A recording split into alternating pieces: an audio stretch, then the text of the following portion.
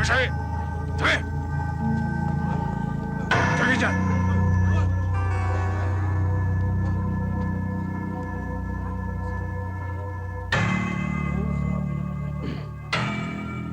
Bakit nasabi ito dito, Nena? Karding. Ang Kuya Julio ko. Kuya Julio si Karding. Kilala ko. Hoy! Layuan mo ang kapatid ko, ha? Kung ayaw mong magpantay ang dalawang paa mo dito. Kambal pala sila.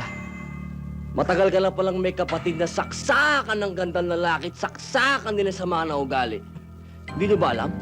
Mag-iingat kayo dyan. Isang paligo lang ang lamang kay Satanas niyan. Gawa ng kabahong isusuot na lang doon ang bangkay niya. Hoy! Ilang minuto na lang ang hinihintay mo. Ililibing na kita dito.